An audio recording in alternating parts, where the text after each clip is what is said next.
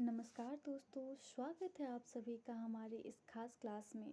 मैं रितु आपका स्वागत करती हूँ, जहाँ हम जानेंगे प्राचीन भारत का पूरा इतिहास, सिंधु घाटी सभ्यता से लेकर आज हम जहाँ तक हो सकता है वहाँ तक चलेंगे। ठीक है दोस्तों, तो ये है आज हमारी पहली क्लास। तो आपको अगर ये हमारा ऑडियो अच्छा लगे तो please like, share and subscribe अपने दोस्तों के साथ ज़रूर भेजिएगा। अगर आप किसी भी सरकारी परीक्षा जैसे एनटीपीसी, एसएससी या अन्य प्रतियोगी परीक्षाओं का तैयारी कर रहे हैं तो ये क्लास सिर्फ आपके लिए है मेरे दोस्तों।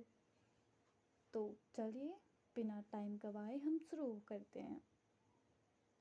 सिंधु घाटी सभ्यता 2500 से 1750 बीसी तक चला था। आज से हजारों साल पहले जब दुनिया में कई हिस्सों में लोग जंगलों में घूमते थे, तब भारत में एक समृद्ध सभ्यता बस रही थी। वो है हमारी सिंधु घाटी सभ्यता।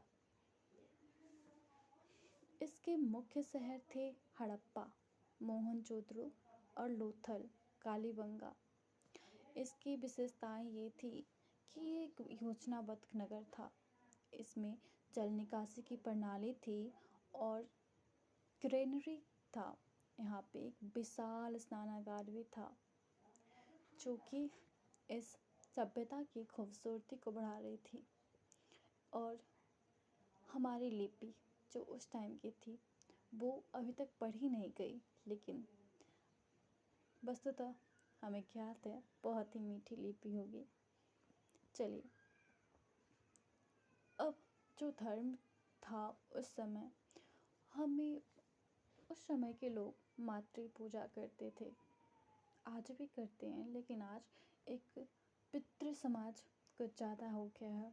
पहले मातृ पूजा होती थी और पशुपति की मुहर मिली थी, जो कि पशुपति हम जानते हैं किसे कहते हैं, शिव भगवान को, शिव जी को। तो उनकी मुहर मिली थी। यहाँ की व्यवस्था, कृषि व्यवस्था जो थी वो, उसमें गेहूँ और जौ हुआ करता था। व्यापार मेसोपोटामिया से संपर्क करते थे। पतन के कारण था जलवायु परिवर्तन और बाढ़, साथ ही आर्यों का आगमन।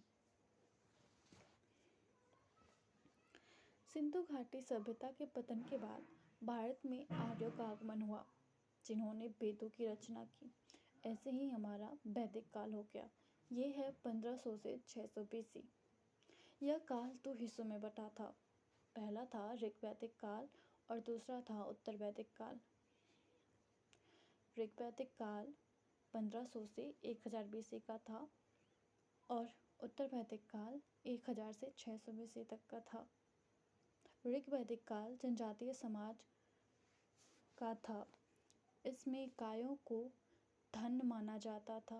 इसमें एक शब्द था अधन्य, जोड़ा जाता है गायों के लिए, और राजा को गोप कहते थे।